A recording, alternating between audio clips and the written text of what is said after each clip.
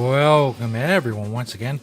Cannabis News with Joe Clare. It's September 14th, 2018. Presented, as always, by the Marijuana Times. Check us out at marijuanatimes.org. Click that video tab at marijuanatimes.org, and you will find the show. You can also find us on Apple Podcasts, the audio-only version of the show. Search Marijuana Times and Apple Podcasts. A bunch of other great stuff at marijuanatimes.org as well, by the way. A bunch of great articles, social media links, all of that. Today we're talking about the ADA in Manhattan dropping a lot of low-level marijuana possession cases.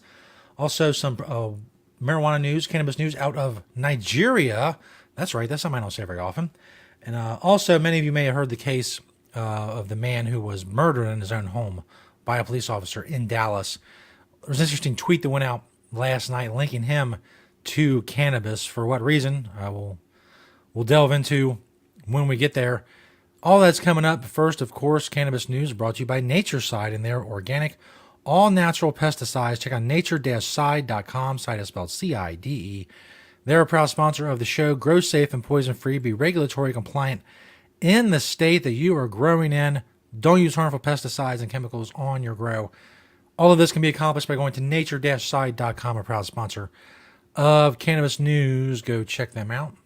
This first story by Julia Granowitz at marijuanatimes.org. A Manhattan DA drops thousands of cannabis cases. A New York district attorney has made the bold decision to drop 3,042 low-level cannabis cases, which was granted by a criminal court judge. Continuing here, as I've lost my place. The cases dated back. Very professional broadcast I got going on here. The cases dated back as far as 1978 were made up of a combination of misdemeanor and violation level marijuana possession cases, none of which involved violent crimes.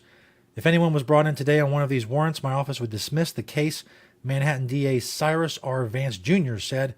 He called the mass dismissal, quote, something that is off script, but actually serves the interests of justice enormously. So there are at least 3,000 cases are going to be gone through. People are going to be alerted to the fact that maybe a case that they had long forgotten about has been dismissed. All good news out of New York. Other DAs in the New York City area, other boroughs are doing similar things. Brooklyn, Queens, places like that. So things are going quickly, moving quickly in New York. Andrew Cuomo has become a new person, the newly minted Democratic nominee for governor. This year, he's up for his re-election. He's come a long way from being someone who's completely against legalizing marijuana to someone who's, commissioning studies and then saying that hearings are being set up for this fall and just all kinds of stuff going on in New York all of a sudden. So good for them. This next story from africanews.com. Presidential aspirant to make Nigeria marijuana exporting giant. That's right. That's a weird combination of words in a sentence, but there it is, because many of you probably don't know anything about Nigeria, and you don't know that they could be a marijuana exporting giant, but this guy apparently thinks they can be. Omile Sowore, I know I butchered that, but what can I do? A publisher and presidential hopeful in Nigeria says he will make the country a marijuana exporting hub if elected president. The video of his controversial claims has since gone viral on social media. He was speaking in an event organized by a non-governmental organization last week. His reasons for advancing the idea was that many countries are making billions from the plant, while Nigeria drug law enforcement agencies were arresting people for cultivating it and possessing it. The publisher of Nigeria's popular Sahara Reporters admitted that his views on the subject were controversial, but also that he was ready to discuss it into details. He was ready to discuss it into details as and when. What? Let's try that again. The subject were controversial, but also that he was ready to discuss it into details as and when. I don't know what I'm supposed to do. I have to move on. I can't. There's nothing to do with that. We have to start. Sorry. I mean, I don't mean to point out, mock africanews.com, but come on. That's maybe some of the translation. I'll give them that. But never mind. I'm moving on. I can't. Like I said, there's nothing to do with that sentence. We have to start taking care of our weed such that we can also contribute to the GDP of the world, he said. Some of the best weed in the world are grown in Ekiti State. I'm very serious. People are making billions out of that particular plant. This is very potent in Nigeria. We should be focusing on it. And again, I'm not an expert on Nigeria by any stretch of the imagination. But I got to think that if they have problems in that country, and I'm sure they do, marijuana is not the problem. And the marijuana could help alleviate some of those problems. But apparently it's controversial. But he is ready to discuss it into details as and when. So there you go. Moving on. This final story, which I have to calm down a little bit because there's no laughing matter. You may have heard the story of a man named Botham Jean. He was in his apartment. This cop, supposedly mistaking this apartment for her apartment, enters the apartment. It's dark. She thinks there's someone in her apartment. He knows there's someone in his apartment. He doesn't follow her commands, which why would he? It's his apartment. So she shoots him and kills him. So despite the misunderstanding or whatever you want to call it, for all intents and purposes, the man was murdered in his home. He was completely innocent, did absolutely nothing wrong, was doing nothing wrong. On his property, in his property, someone comes in, shoots him, and kills him. The fact that it's a cop adds, other layers to it, but the fact itself is irrelevant as to whether or not this man was murdered. He was murdered. He was murdered in his home. So, last night a tweet comes out from Fox 4 News in Dallas. And I saw this tweet about 100 times because if you follow a lot of similar people on Twitter, you're going to see some things a lot of times. And I've seen this tweet many, many times. They're up on the screen if you're watching the video. It says, developing search warrant. Marijuana found in Botham Jean's apartment after deadly shooting. And it has a link to the story. And it has a picture of him. At least the picture of him is in a suit and ties. I mean, if he had a mugshot, I would expect them to put that up there. Because this is an irrelevant detail. And you see there the ratio. And I'm sure it got worse after this, but 29,000 comments and 1,700 likes.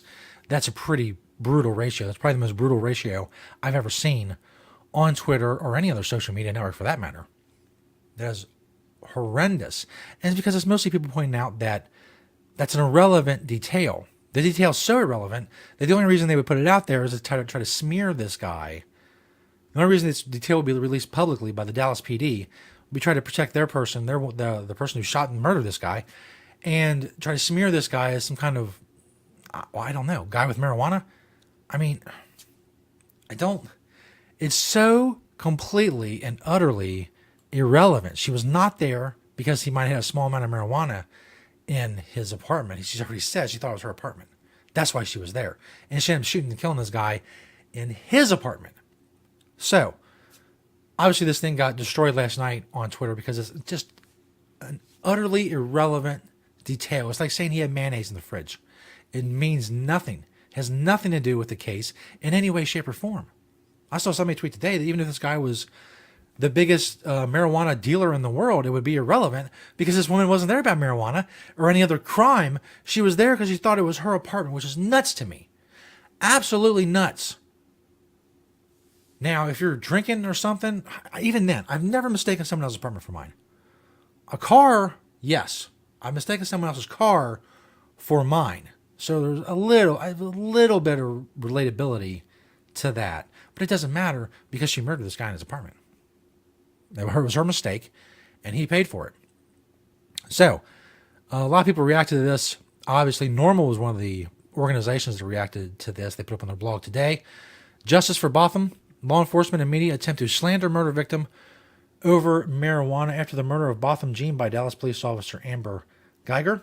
In his own home, some but not all of the search warrants that were executed were released to public record, one of which that was released the same day as Botham Jean's funeral listed a small amount of marijuana among the items found in Jean's apartment. So they executed a search warrant on his apartment after this woman shot him and killed him. And people wonder why the trust between law enforcement and the citizenry has eroded to such a degree that it has. Many, many examples. Just so many examples I couldn't even begin to get into them. And this is a particularly egregious one. NORML Executive Director Eric Altieri stated, quote, the release of a Dallas police affidavit into the public record regarding marijuana found in Botham Jean's apartment is nothing more than an attempt by law enforcement and the media to posthumously criminalize and cast aspersions on a man who by all accounts is guilty of nothing other than sitting quietly in his own home. Imagine that. You're sitting there, you're watching TV, maybe you just smoked a joint, maybe you're feeling good. This woman comes in, starts barking orders at you, and blows you away. Jesus Christ. I mean, words escape me other than Jesus Christ. Altieri continued, over half of all Americans have consumed marijuana at some point in their lives, and to pretend in any way the possession of a plant is objectively safer than alcohol or tobacco provides legitimacy to his extrajudicial execution is disgusting and egregious. Whether or not the victim possessed marijuana is irrelevant to the case and a sad attempt to slander an otherwise innocent person. Not surprising, but God, I mean, it's bad enough you killed someone's son, brother, whoever, whatever he was, to other family members, to other friends. You killed this person, and then a couple of days later, on the very day of his funeral, you're like, oh, by the way, dude had weed in his apartment. So what? So what if he had 10 pounds of weed on his bed? So what? He was murdered. I don't know. Just going to get worse from here. I don't mean to be cynical or Debbie Downer or whatever, but this situation is not getting better. This antagonism between police and people in this country, it seems to be getting worse. There's more tension, and things like this just make it worse. And then they try to smear him in some way after you've murdered him. Just it's icing on the cake, on the cake of crap that they've handed the people who knew this man. Crazy stuff. That's the end of another week. Now you can go begin your weekend. Thanks everybody for checking us out. Make sure you subscribe on YouTube and Vimeo. Search the Marijuana Times. Thank you to Natureside, nature-side.com, a proud sponsor of Cannabis News. They're awesome. You should go check them out. Thanks everybody for liking, sharing, commenting on the videos, helping us spread the truth about cannabis. Thank you for watching this episode in particular. Well, all of them, but this one is this one because you're watching this one. So thank you for this one and all the other ones you've watched. You know the drill. We'll see you all next week right here on Cannabis News.